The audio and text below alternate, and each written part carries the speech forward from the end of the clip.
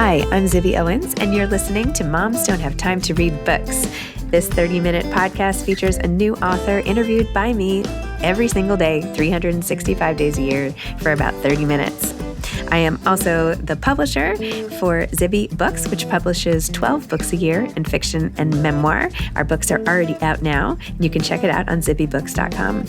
And we have a magazine called Zibby Mag, where we have lots of wonderful essays and lifestyle features. That's at zibbymag.com. We have classes at zibbyclasses.com. And I recently opened a bookstore in LA called Zibby's Bookshop at 1113 Montana Avenue at 11th Street in Santa Monica.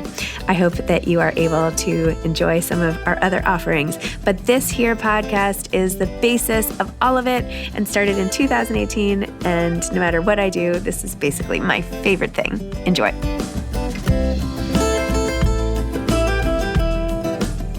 Caitlin Moran is the author of What About Men? A Feminist Answers the Question. Caitlin has been on this podcast at least once before, maybe even twice. Her debut book, How to Be a Woman, was an instant New York Times bestseller, and her first novel, How to Build a Girl, received widespread acclaim. She lives in London. You can follow her on Twitter at Caitlin Moran. Hi. Hey, my darling, how you doing? I'm good. How are you doing? Really good. Yeah, it's just, oh God, your background looks so nice. Thank you. Yes, my library office. So you've color-coded the spines. I did. I have written a column in defense of this because I remember a couple of years ago, loads of men I noticed got really shitty about this and were like, oh, people who color code their books, like they're just doing it to look nice. Like kind of that's not how a proper book reader would do it. First of all, what's wrong with things looking nice? And secondly, if you know and love your books well enough, you know exactly what color that spine is. And it's just as easy to find them when they're color coded as it is to put them in alphabetical order. So it looks amazing. Well done. Well, thank you. Yeah, I see things in color anyway. Like, I'm like, oh, it's that book. It's like green. Yeah. So that's how my mind works. So it works for me. But I know the color of all my books. I found it really patronizing, the amount of men who were like, oh, why wouldn't you do it in alphabetical order? Because it looks nicer in color. Speaking about men, let's talk about your book. I am ready. Okay, What About Men? A Feminist Answers the Question. That's me. I did that. I remember typing it. That's literally my book. You explain in the book why this happened and how you had gone to a number of events and people would raise their hand and say, what about men? And you came up with your traditional funny, bright, witty response, blah, blah, blah, ha, ha, ha. And then you thought, okay, I should delve deeper into this. Go ahead. Delve deeper. Tell us why. Well, yeah, obviously I'd spent the last decade writing about women and girls and feminism. I'm a woman. I'm Team Tits. That's my clan. I will always look after my girls and my women. But first of all, every time I did an event, the second or third question I would be asked was, yeah, you've talked about the women, but what about men? Either from peevish men who clearly didn't like the fact we've been talking about women and girls for an hour, but often from mothers and concerned wives who were like, we now live in a world where there isn't really any problem or anything that can happen to a woman that there isn't a blog about or a Beyonce song about or a book about, but I feel like we haven't got those resources for our men. If my teenage daughter has a problem, I can point her towards a million things, but when my teenage son has a problem, I don't know where to turn to. And so I was like, yeah, okay, that feels like a question I could answer. I can dig into that and see if I can find some solutions. I'll sort it out myself, I thought. And you started with a Zoom with your, I think it was one of your daughters and some guy friends, and all of a sudden just all of this stuff came pouring out about the things that these young men were facing. And the range was quite widespread. And then, of course, you go into a lot of the issues in the book. What were you surprised to hear? I suddenly realized it was quite deep waters. I just thought that I could do a book that was half funny and warm and just things about the kind of things men wear or kind of their reluctance to go to the doctors or, slightly sort of deeper stuff like the fact that men find it difficult to sort of maintain friendships in the way that women did. But I very quickly realized that there's a lot of anger out there, particularly from young men. So this event I did was half girls, half boys, age 15 and 16. And it was on International Women's Day. Our special day, we get a day. So I thought we'd be talking about women and feminism, but these teenage boys were not having any of it. And it was the first time I'd come across this anger that you often see in young men now. And I'm always intrigued when you see anger in a cohort of people, because angry people are usually scared people, because anger is just fear brought to the boil. And they just kept saying things like, we always talk about women now. We never talk about men. the women are winning now and the boys are losing. Feminism has gone too far. And it was at this point I realized that the reach of, to a certain degree, people like Jordan B. Peterson, but certainly people like Andrew Tate, that sort of very extreme misogynist online sort of advice and role modeling, had found an audience in these boys. Because if you're a 15-year-old boy, you've grown up during this last 10 years of feminism, and all you've heard is things like the future is female, or people saying typical men, typical straight white men, toxic masculinity. And so although to old people like us, this seems like a relatively recent thing that we've been so positive about women, to these young boys, that's all they've known. They've just grown up in a time when we're really concentrating on conversations about women and girls. And so when these sort of right-wing misogynists come along and go, no, men should go back to ruling the world, women need to go back in the kitchen, I'm going to talk about masculinity, I'm going to make young men feel good about themselves again, that's often the first time they've heard someone talk positively about their problems.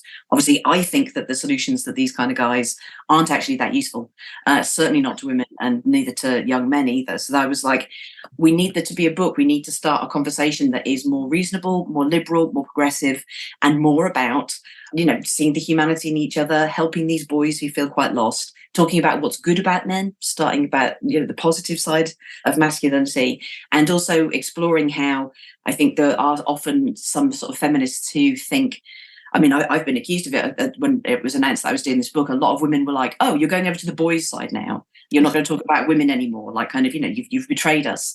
And as any woman knows, half of the problems that women have are men. It's unhappy men, angry men, abusive men, men who won't listen to you at work. So we can't fix the girls until we fix the boys.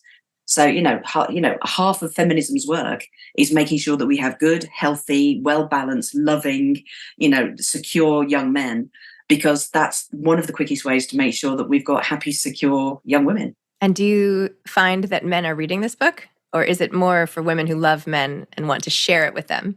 Well, as I'm sure you're aware and will have discussed before, 80% of books that are bought by women.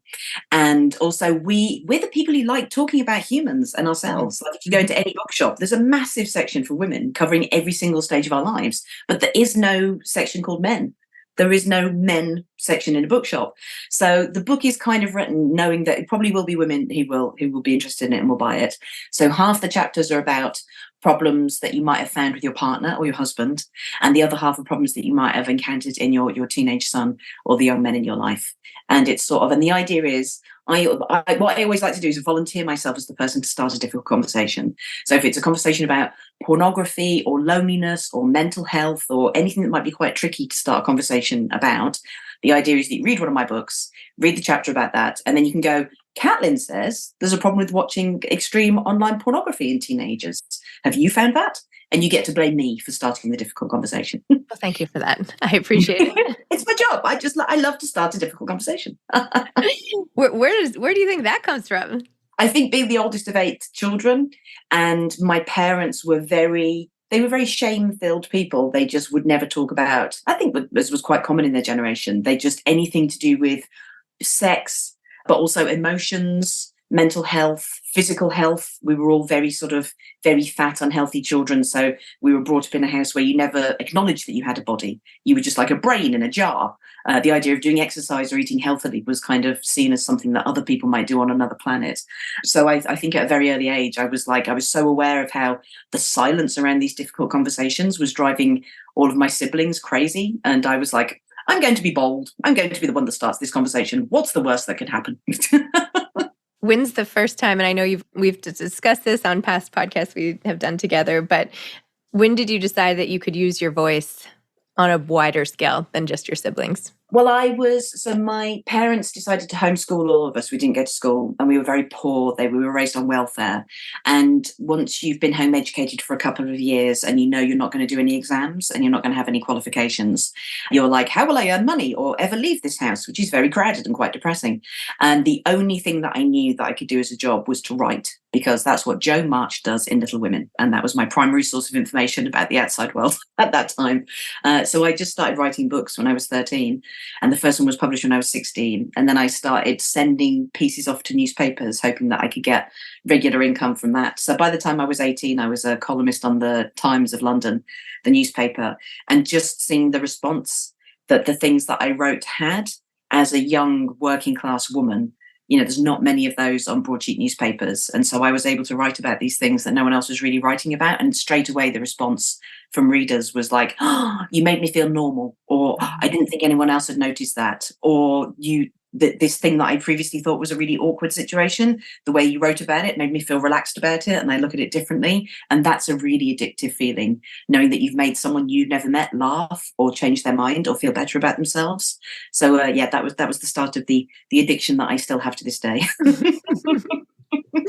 Well, your addiction just ends up benefiting more and more people, so it's all good. Keep going. It's one of those good addictions you hear so little about, right? Yeah, that and my addiction to loading the dishwasher correctly. I feel I've taught many people how to correctly load a dishwasher. Not many people read the manual, so they're putting their non-stick pans in there, they're putting the knives in the wrong way round. And I like to see myself as some kind of educational bureau to tell people, don't put your chopping knives in the dishwasher, they will become blunt.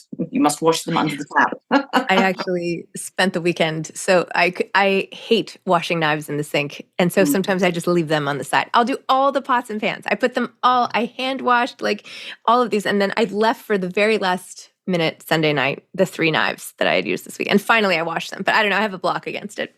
I'm so annoyed they don't go in the dishwasher. I'm like, I know. They need to invent ones that don't become blunted in the. Also, I know they do blunt in the dishwasher, but how is water making a cutting blade blunt? It just doesn't make sense. I don't understand the science of it. It's just like, how is that happening? Is something getting in there and doing it while we're not looking? How does that happen? Yeah. Why wouldn't it happen in the sink? Just fill it with water.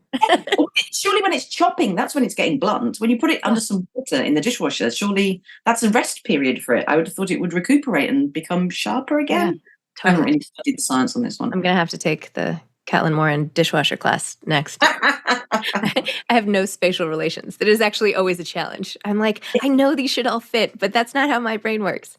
I know the Tetris of it, just thinking, I've thrown away things before that were perfectly good cups or plates because they didn't quite fit in the dishwasher properly. I was like, you don't work in my system. You've got to go. Sorry, I just don't have time. So men are not having this conversation, is your point? No, they're not. All about so many things. Like there's like I love all the things, I love all the things of femininity and all the things of masculinity. There's no aspect of being a woman or a man that is inherently bad. I think we can have big gender war conversations about these things, and like all of humanity's spectrum is fabulous, but there are certain things that, as things are at the moment, women are better at than men. And one of them is about talking about our problems. It is about being honest about this stuff. We've really never used to be the case. Women were full of shame. We go to the grave not talking about things that happen to our bodies or in our lives. But we are now in an era where women are so good at starting conversations about difficult things and putting amazing videos on TikTok or making speeches about it or writing books about it or making funny movies about it. And men are at least 1, if not 2 generations behind in that. And so I wanted to share womankind's current technological advancement in being able to start awkward conversations about loneliness, about fear, about anxiety, about gender roles. We've spent the last 50 years going, what is a woman? How could it change? What kind of new women could we invent? There isn't that kind of conversation happening for men.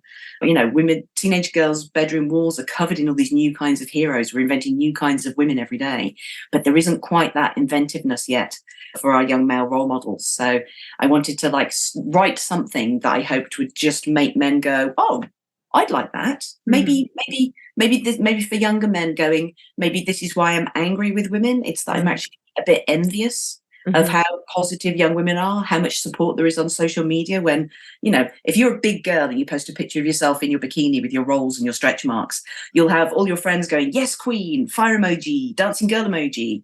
But if you were a fat boy posting a picture of yourself in your swimming trunks, your friends would not be going, yes, king, and kind of posting fire emojis and stuff. It would be thought to be really weird. And I think teenage boys must miss the kind of support and positivity that teenage girls give each other all the time. And that makes me sad. I want our young boys to have what we've given to our young girls, and there's no reason why we shouldn't. So I have 4 kids, including a teenage boy. What can you tell that teenage boy? What can I do what can I take away? What can moms out there do to help teenage boys without making them feel second fiddle, but empowering them enough to want to continue to be so respectful of women and collaborative and all of the good things, but then also maybe open the door every so often for a woman, you know? Yeah. Well, I think often what provokes generosity of spirit in anyone, let alone teenage boys, is when you feel that you have been listened to and people are listening out for you. And what I heard from some of the teenage boys who were becoming more radicalized and angry about women is basically when it came down to it, they, as I said before, they felt that unfairness, that there wasn't as much conversation about their problems. But talking to teenagers, and particularly boys, about their problems can sometimes be difficult. So all the studies are that, like, if you sit down and like hold a teenage boy's hand and stare him in the eyes and go, let's talk about your problems, he will find that very uncomfortable, as I think we all would, but they find it particularly difficult. So the key is to maybe do it when you're driving. You're in the front, he's in the back. It's not that kind of direct eye contact. One of the things that I found very useful is, rather than saying, are you having this problem, go, are any of your friends having this problem? Like, are any of your friends, for instance, watching online pornography and are worried about it? Are any of your friends lonely? Are any of your friends worried about their mental health? Because when teenagers start talking about their friends, they're usually talking about themselves. So you get an idea of what's going on, and that's sort of an easier way to start the conversation. But it's being aware that for a lot of teenagers, admitting that you have a problem, particularly if it's a problem with being bullied or being friendless or something to do with your sexuality or your mental health, you will probably feel embarrassed and ashamed talking to your parents about it, because you don't want to say, I'm not popular. You don't want to say, I'm struggling, because we're very good as parents at always saying, the only thing that matters to me is that you're happy. And so when a child comes to you and has to go, I failed in that thing you told me was important, I'm not happy. Of course, if we knew that's what they were thinking, we'd be like, oh, no, it's, obviously I want you to be happy, but you haven't failed if you're not. But that's not how teenagers often hear it. They want to keep the secret from us. They think it will make us too sad to know that they're sad, and you only find out about it when there's some kind of emergency. So yeah, it's being able to keep those conversations going all the time so things don't build up. Interesting. Who are you going to tackle next? What group? What concept? What thing? Aging? Where are we going after this? What's your next book? What are you just thinking about? Oh, well, the next non-fiction book I'm 48 and I'm waiting for the menopause. I'm looking forward to that next phase. So that will be kind of like finding out what that adventure's like, going into it wholeheartedly, and then being able to report and be humorous about what it's like. But so far that hasn't happened. My HRT seems to be working very well. Wow. So the next book it's a cheerful sci-fi. A lot of sci-fi is quite gloomy about the future. This book I've written for my girlfriends of my age. I'm 48, the ones who are newly divorced and going out there and dating, and they're coming back looking quite shocked and going, there just aren't that many good men out there. We just don't know how to find one. So this is about a group of girls who work in tech, and they start inventing perfect robot husbands because they can't find men who will make perfect husbands. And it all goes very wrong, because what we think we want in a man, if we actually programmed it into a robot, we'd find it a bit creepy or a bit weird. We'd have to like press the off button and start again quite a few times. So it's like a gender flip version of Weird Science. That I remember that. Yep. Yeah, right. Kelly LeBrock, isn't that who it was? Yeah, and that famous scene where they're teenage boys making a girl, and the first thing they do is make her have boobies that are so big they're the size of a house, and then just yes. And they're like, keyboard. So there's a female version of that scene, which is enormous fun to write. So yeah, the next one's going to be a funny thing about what do we want from men, and if we were in charge of making perfect men, would we do a better job than men have themselves? Very interesting. I'm curious about your thoughts on the Barbie movie. Did you watch it? Tell me what you thought about that. Well, I didn't. Well, the most important thing was that I found a dog-friendly screening of it in London, so I could take my dog with me. And when the movie ended, the best thing I've ever seen with my eyes happened, which is the lights went up and I turned around. I was at the front, and the entire theatre was dog head, human head, dog head, human head, and all the dogs were just sitting next to their owners, and they'd really enjoyed the Barbie movie. It made me so happy. Wow. I loved it. I wept. I hooted with laughter. I deliberately avoided all the spoilers, and I loved being shocked by the realization that Greta Gerwig had made it for the moms rather than the kids. If you had to work it out on balance, that it's about mothers, because she'd worked out really early on. Of course, little girls are going to want to go and see this because it's Barbie, but their moms are going to take them. And I can talk to the moms now and tell their story and how they feel about stuff. So I wept at the generosity of spirit. I enjoyed all the outfits. I enjoyed the scene where men are trying to impress women by playing guitar at them, and women are having to do their "thank you for playing your guitar at me" faces. I mean, the cinema I was in erupted at that one. Every single woman has had a guitar played at her in that style. Oh my word. So no, I loved it. Did you? Were you a lover? Did you adore it? I did. I really enjoyed it. And the issues, though, I keep thinking about, the construct of the women's world. And I think about it in relation to this latest book of yours, too. A world with women on the dollar bills versus men, and things we take for granted, and how things are so systemically set up in one way that you don't even pay attention to it. And then what if that were flipped? So I feel like that's just, I don't know, it's so on point for... That was the most beautiful thing, wasn't it? And the amount of men, I presume it's been the same in the States, but in the UK, there's just been this kind of tidal wave of men going on social media, usually sort of dads of my age, or like even granddads, kind of going, oh my gosh, I get the patriarchy now. Like when I saw the world that was ruled by women, and it was like literally like the world that we live in, but with a gender flip. I finally get it. When people talk about the patriarchy, I put my fingers in my ears, I'll go, that sounds horrible. Yeah. Now I get it. I've seen it.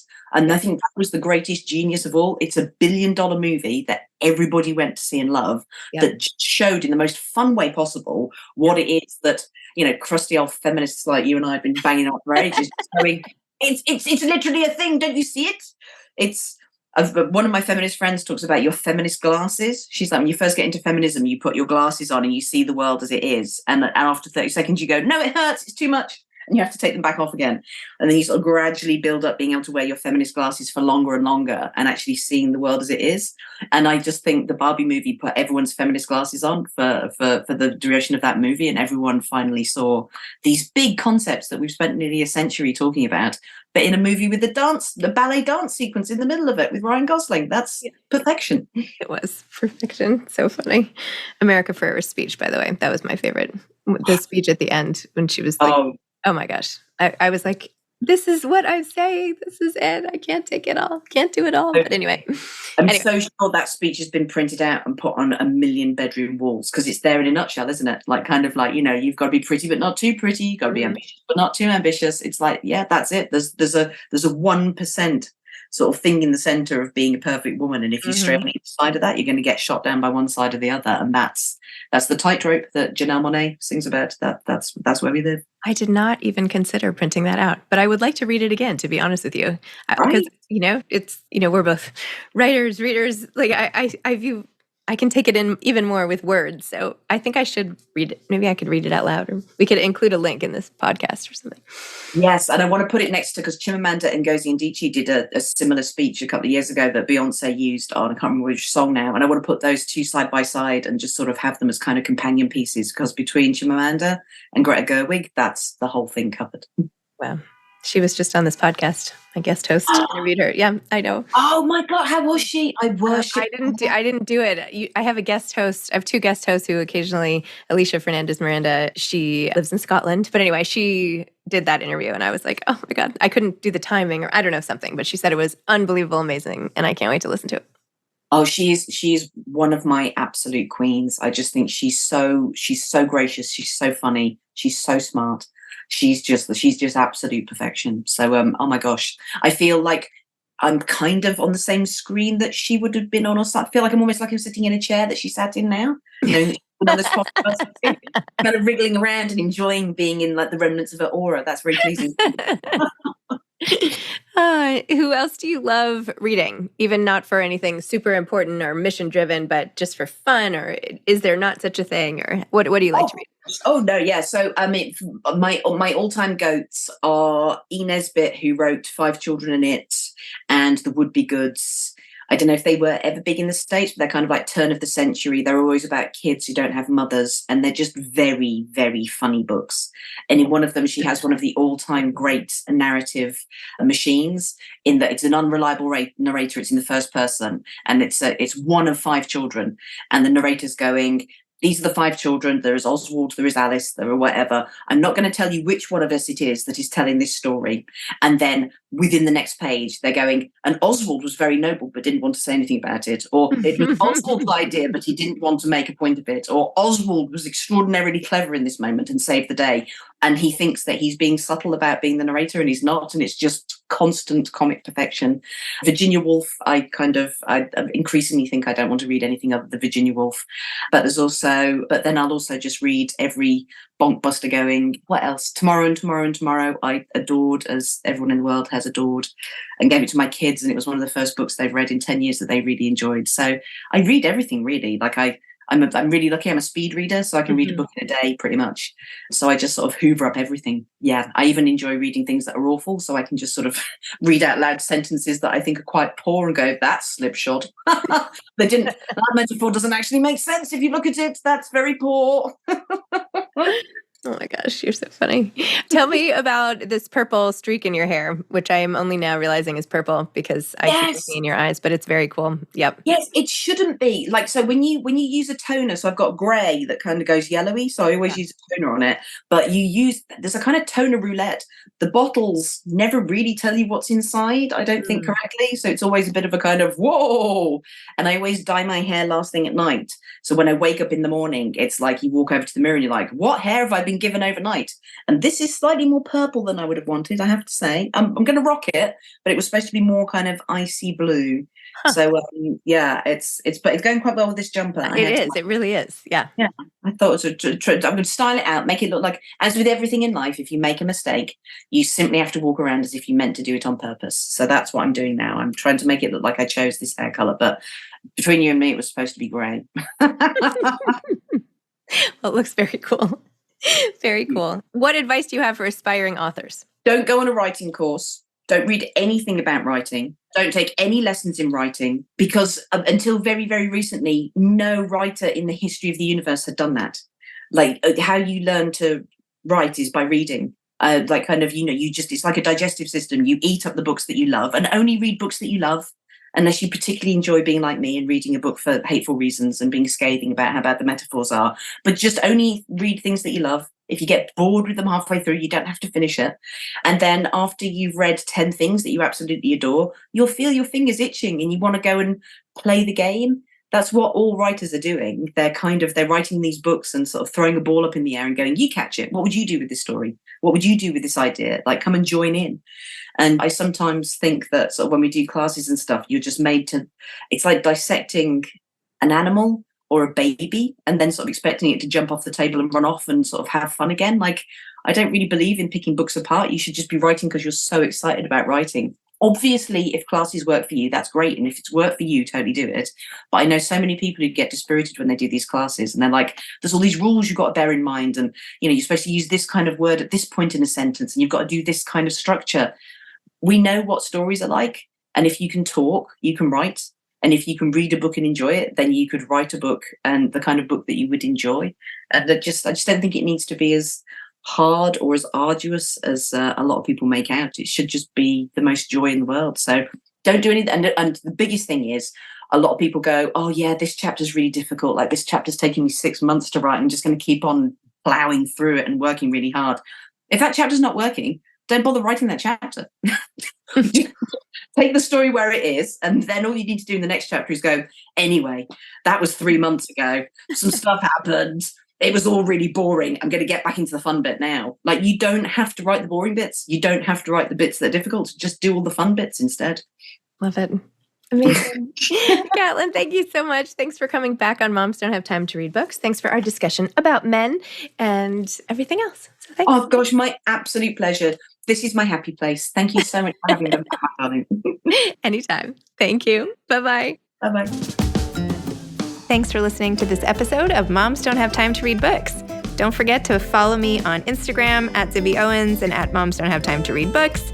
Also sign up for my newsletter at zibbyowens.com and sign up for my virtual book club and meet lots of authors on Zoom every other week. Thanks so much to Steve and Ryan at Texture Sound for the sound editing. And thank you to Morning Moon Productions for providing this fantastic intro and outro music.